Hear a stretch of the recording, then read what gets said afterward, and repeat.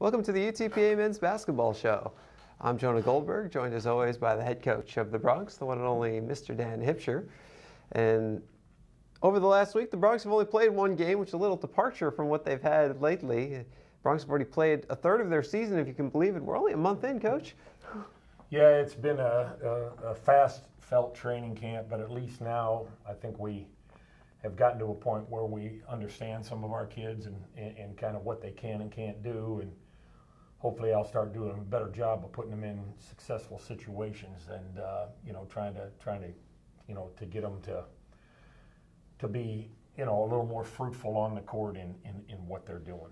What does it mean to be putting kids into successful situations? Well, many times kids don't really understand what they do well, and we as coaches have to give them a chance to try to figure it out a little bit, and practice statistics and shooting drills and all that. They help you, but once those game stats, you get 9-10 games in, you can kind of see what a guy does well and what he doesn't well, and you've got to try to many times put them in situations where they can be more successful, and because they won't do it on their own. They'll continue to dream that the next 5 threes are going in, or the next 10, or but what you try to figure out in coaching is what's the anomaly? Is it the time they made 5, or the time they missed 10 in a row? So it's trying to get them into a pattern and then put them in situations where they can be successful. Now, 10 games in, obviously guys get different amounts of playing time. So when you base figuring out who's strong and what, do you also look at how many minutes they played, or do you just look at it and say, well, there's a number of minutes they played, but that's also their role, so I'm going to base it on that number of minutes? Well, yeah, I mean, the minutes are pretty much determined on how they play when they get in the game. One thing you'll learn about me, Jonah, I'm not into cycling guys in for the fun of it. It's either foul trouble or player performance. And if the team's doing well, that lineup tends to stay on the floor. And unless a kid would ask out, that he needs a quick break, those guys stay in there. I don't just kind of shuffle them in and out for the joy of it. I'm not good enough at that, I guess. But to me, if the scoreboard's moving in your direction, that lineup's going to continue to play until something shows me they shouldn't be out there. So in theory, you could have 5 guys play the entire 40 minutes. Yeah, if we could play well enough and continue that lead, hopefully they could play 30 minutes and give the last 10 to the guys after they built this humongous lead. Well, hopefully we'll see that again soon. And the last time we saw you guys on the court was on Saturday against UTSA, a 72-65 loss. It's an interesting game. It was just kind of like every time you got close, they would score, and then you'd get close again, and then they would score. Yeah, part of that was us, part of that was them. They came in with a purpose. We had kind of embarrassed them up on their home court, and I thought they were extremely focused in battling back. We got it, didn't play well early in the game, and then got it to 4, I think, at halftime. And it looked very similar to the game up there. We were down 5 at halftime and then played well the second half, but unfortunately the second half never came. A lot of that attributed to UTSA, and a lot of it attributed to our play also. One stat I thought was interesting was I didn't realize that it was the final number for you was, or your team, 9 of 27 from the line, 33%, because it just seemed like every time your team hit a 3, it was at a big moment, and it was just something important. Yeah, there were a lot of them missed also, but as you look at it, as being the mathematician you are, 9 for 27 is like going 50% from the 2. So 27 shots, 27 points. That's not aborable, but it's probably a few too many for us to be taking. Unfortunately, we didn't have a night like we did out at LJ up there last time. See, they zone you the whole game. So you're going to have to either make threes or be able to throw it inside. We got it inside some of the second half. Maybe I've got to play Latte and Cleveland a little bit more together to try to get us a little more powerful inside. But our solution is pretty much, we've got to knock a few down out there before we throw it away. And I think it's the only time all year long, or one of the few, that we have had a positive assist to turnover ratio, but didn't affect winning in this game. Yeah, taking care of the ball has been something that's been, overall, the turnovers haven't been that bad this year. And you look at assist to turnover ratio, Shaq Boga, 7 assists, no turnovers, and over his last 3 games, he's at 13-1. Yeah, he's done a really good job. I kind of got on him about it, and if I can get him now to clean up his field goal percentage a little bit, he'll be playing at a very high rate. Shaq has really done the best job on the team of being a spot-up shooter. His catch-and-shoot percentages are great. His finished drive to the rims are great. It's that mid-range floater that's lowering his percentages. So we're trying to tell him, if you get in there and you don't have an avenue, stop, kick out, make others better, because he's doing a good job of that. And we're just trying to clean that up a little bit. But he's the one guy on the team with a very high assist to turnover ratio, which is good at it. That's good speak for anybody. That's an important part of the game. And it really also shows how much he's improved over the course of the season, because early on it wasn't necessarily the case, but he's just gone better. No doubt about it. No doubt about it. He's doing a great job with it, and I'm happy for him and happy for us, because you need those kind of numbers.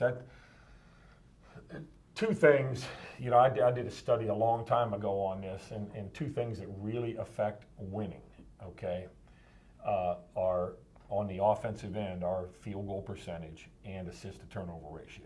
If you're not throwing it away and you're taking care of possessions and shooting a decent percentage, you have a great opportunity to win each and every night. And it's not hard to figure. If you don't throw it to them and you get a shot up, you also have a chance for an offensive rebound. The other problem with turnovers is it turns in many times to transition layups for the other team. So it's a big factor, and hopefully we can improve in that area. We're not a great passing team. Well, keep the field goal percentage up. How about no more mid-range jumpers? Everything at the rim or at the 3-point line? Well, his jumpers aren't bad. It's the floaters that he struggles with. But yeah. Well, I don't just mean him. Yeah. I just mean it's what I think I've noticed the Houston Rockets doing it. As a Rockets fan, I'm automatically like, oh, well, everybody should do that. I guess it doesn't work for everybody. With the 3-point line, it is an important part of the game. To me, it's get an open shot or get to the rim, score, or get fouled. That's what it's about. There's 2 ways to get to the rim, through the post or through the drive. We tend to have to go through the drive more, and we've got to get better at getting in there and either getting fouled or finishing, or finding other people off our penetration. We go back to the UTSA game, and we've talked a little about Shaq Boga, and Javon Farrell, 16 assists, 5 boards. He led the team in both of those categories, and still maybe not his best game overall, 4-15 shooting, but the 3-point shot seems to be coming around a little. Hit 3 of those, whereas early in the season they weren't necessarily falling down. They're starting to a little bit for him. Well, he made a few in this game, but yeah, he had a really rough game. 7 turnovers out of the 11 turnovers we had. 4 for 15 from the field. 3 for 7 from 3 was good, but just didn't play like he'd been playing, which kind of puts us in a tough situation with where we're at personnel-wise. We need our guys to play well, and I told he and Shaq Boga after the game that, to be honest, 7 for 28 between them is not quite good enough. And somewhere you got to look for scoring, and those 2 have been doing a decent job for us. But to shoot 25% from the field put us behind the box a little bit.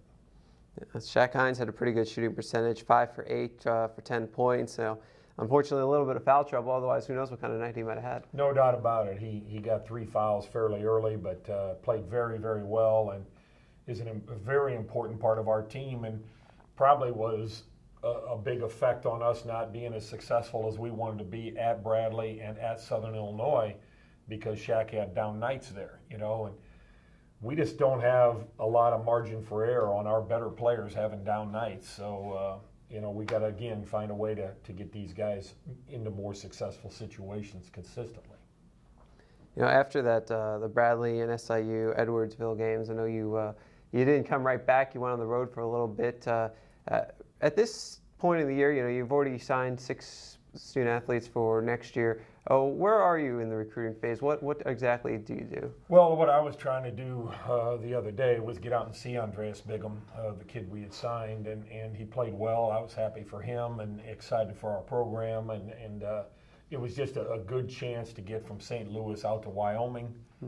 It was minus 18 the day I was out there, but got out to see him, and then we're still chasing around for an impact type of score for next year, so we're doing a little legwork on that also, but following up with the kids we have and trying to add a bonus baby in there if we can. When does the recruiting start for the following year, or has it already? It has already. We're going to events now looking for next year's class too, so you're working both ends of that. In the junior college rank, you're looking at the best available sophomore, and then following up like, hey, what are the base of freshmen coming back for next year? And then in the high school rank, you're, of course, getting out and seeing our seniors we've signed and chasing a couple bonus babies out there, like I said, and then watching the 15 class. So it really never ends? Never. Never. For 37 years, it hadn't ended. So even now with finals and 8 days between games, I know you guys, or at least the team, got a couple days off, but here we are on a day you're not practicing. You're in the office working away. Well, yeah, I got some work to do. Got some film work to do to prepare for the kids to show them some of the things we did well and some of the things we didn't do well the last few games, and just get to try to get them in a little better state of mind. And then we've got some recruiting to do running around this week. But most important was, I wanted to practice because we didn't play very well, and you want to get them back in there. But this time of year, yesterday, today are committed to getting ready for those exams, getting on top of it. We'll bring them back tomorrow, do a light hour workout, maybe almost like individual work with shooting and stuff with the kids. Again, they've got to be focused right now on their academics, take care of their business this week, and then we'll start looking toward TCU a little later in the week when the exams, start to back off a little. When you have a game like you did on Saturday, that's during study session finals time area, is that one of those, it's kind of like a trap game because there's so much on the minds of your student athletes? Well, it's very difficult for our kids because they were on the road, right before this crucial time of the year. But we felt like we had to use Thanksgiving somewhat as a travel time in there to not miss too many days of school, but then you still kind of miss a front end day and a back end day getting back from St. Louis. But yeah, there's a lot of work on them. They've got to finish up the term well. These kids have been consistently good performers in the classroom. We want to see that continue. And but yeah, there's a lot of pressure on kids mentally this time of the year. Now, what happens after the finals are over? I mean, are you able to just kind of treat it like a pro schedule and just practice 18 hours a day? And if they continue to play the way they're playing, they'll go at least 18 a day. But no, what we try to do, to be honest, is add a little extra practice in there for shooting time. Really dedicate, getting back into the individual work with them on the floor, and then the game time is important too, and we use the afternoon for our team building stuff, and then maybe a late morning free throw and shooting practices. That'll happen after Christmas more than it'll happen here before, because as soon as we're done, we go in with exams. We go to TCU, SMU, and we're on the road, and then they're home for Christmas. So, but once they come back in December, we'll try to get a little more time in with them. Which do you think is better for improvement and development, playing a lot of games and getting those game situations in, or having more practice days? Well, for individual development, the practice is extremely important, but you can practice as long as you want, and many times think you're doing pretty well, and then that pressure of the game, that scoreboard on, fan there, is a whole different environment for them. So one of the things, Jonah, that we struggle with is the depth of our team doesn't give us many times the competition in practice that we would like to get until we build a recruiting base in this program where the practices are every bit as tough as the games. You sometimes get a false sense of security that you're playing better and playing well when maybe you're not, because you're going out there every day more or less against the JV team in practice and playing the varsity on game night, if you know what I'm saying. Yeah, that's it. That's an interesting point. I never really thought about that. Yeah, I guess the opponents are completely different once you get out there. Yeah, their talent levels and the demands they make on our better players to perform well are far greater than what we're getting out of practice time right now, again, until we develop a recruiting base. And that's just part of it, and you have to deal with it. You try to put your players in tougher situations in practice to let them know it's going to be tougher, but again, it's a different competition base. And speaking of different competition base, your next game, that's TCU. Yeah, it steps up real fast here with TCU and SMU. You know, you got what do they call that? American Conference now. SMU's in, or what? Yeah, the American Athletic Conference. Yeah, and then you got a Big 12 opponent in TCU, both on the road, and they'll be tough environments. I know the guy at TCU was at LSU, you know, when we were at Alabama. He's a hard-nosed, tough guy. His team will be extremely physical and competitive, and then Larry Brown is building a heck of a team there at SMU, and a very talented group. They signed a parade All-American kid last year out of Dallas that was a huge get for them, top 25 kid. He's playing about 7 minutes a game. So they got a pretty good team. Whoa. For for you, you've been in coaching. You know a lot of these guys. I mean, you can just call Bobby Knight on a moment's notice. But for some of the guys, you go into an arena and you see Larry Brown's on the other sideline. What's that like for them? For them, I don't know if they're cognizant of it or not. Larry had some of his best days when some of these guys, like sometimes I look at them and talk about Magic Johnson and Larry Bird, and they look at me like, well, were they, they're into Kevin Durant, and it's the same thing in coaching. They probably know the name Greg Popovich far more than they know Larry Brown, and Larry Brown's a legend in our business, a legend in the game, has been successful at all levels, all places, and they probably, a few have an idea, but they're going to be more involved with the players Larry puts out there than Larry and I's coaching tactics against each other.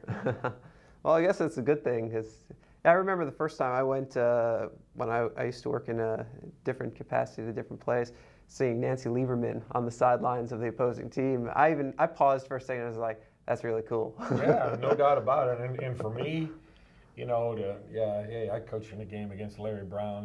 That's a pretty neat thing, and it's an honor. He's again been a credit to the profession and done a wonderful job everywhere he's at. So, and he's doing it again. And then, yes, you walk into these big, they're not even arenas, they're coliseums that they play in. So I guess that makes kind of the shoot-around or the pre-practice that much more important to get any jitters that might be from walking into a place like that. Yeah, we try to get as much practice in there as we can. Didn't seem to help at Bradley. We started off down 14-0 and couldn't make a shot, but hopefully the Bradley game helped us a little bit to adjust in those environments, and we'll continue to get better in those environments. We really played pretty well at Corpus most of the time in a pretty big arena with extremely deep shooting backgrounds. Yeah. But hopefully TCU and SMU will be good spots for us too, because they're going to play in environments like that. Well, and then the Bradley game, I mean, there's all that tryptophan in everybody's systems from Thanksgiving. Yeah. And after the 14-0 run, it was an even game. Yeah, unfortunately, they counted that 14-0 part of it. They shouldn't. They should just play it from the rest of the game. I know. In video games, you get to reset sometimes, but it didn't work for us. So, since you were on the road last week, we didn't get a chance to have the show, but how was Thanksgiving on the road? It was good. The kids had a good meal. My son actually came in from Jacksonville, so I had my family together for probably the first time in 10 years. And and the kids had a great meal, and it was nice. Especially nice since you won at Lamar, and enjoyed the day a little more the next day. Yeah, you got to go down to Houston for it because you're kind of waiting for that next flight to leave. It's always that interesting thing when you have the extra day. Obviously this time is Thanksgiving, so it's pretty obvious what you do. But you come now, you go to TCU and SMU. TCU's Sunday, SMU's Wednesday, and you're already where you need to be. You're already in the Dallas area. So what do you do? I mean, obviously practice, but what else? I mean, that's, 2-3 hours? Well, what we try to do, just like on that day, although we won at Lamar, we took the kids in and worked them out for about 2 hours of shooting and, non-taped, non-contact stuff, but get them running, get them moving, and then have their Thanksgiving meal. So, like you said, they're not quite as lethargic after they eat. Same thing with this one. We'll play at TCU on Sunday. Monday, we'll practice probably over at TCU. Then we'll pick up and head over to SMU area and check into a hotel over there on Tuesday, practice at SMU Tuesday, play Wednesday, and then the kids head home from break from Dallas, which is kind of nice. We're in a major metropolitan airport where they can get direct flights right home, and they'll leave from Dallas. We'll head back here and enjoy the holiday and get back to work after the holidays and really what's the second season of college basketball, the conference play. You really don't play again after that until December 29th, I think, against Duquesne. So when do the guys have to come back? Well, they'll get back the afternoon, evening of the 26th. So, they're getting a nice 4 to 5 days in there. And I've had a lot of teams and a lot of places where they had to be back on Christmas, but at least they get to spend full Christmas and then travel back the next day. We might do a little shooting on the 26th, practice 27, 28, and then, play Duquesne on the 29th.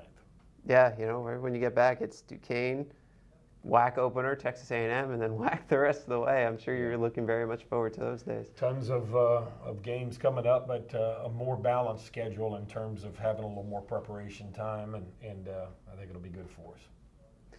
Well, TCU on Sunday at 1 o'clock, a game that can be seen live on Fox Sports Southwest. It's actually part of a doubleheader. The women play at 4 o'clock at TCU, also on Fox Sports Southwest. So make sure you check your local listings. Go to UTPABronx.com, see what channel you can watch it on. And you can DVR it so you can watch it 6 more times afterwards. I usually do that. I'm sure you will. I tend to watch it plenty more times afterwards, win or lose. So it's all part of it. But we want to wish everybody a happy holiday season. And get out and support the Bronx when you get a chance. I think Larry's team and our team both work our tails off, and I think we're a good representation of the community, the university, and the alumni base. So come out and see us.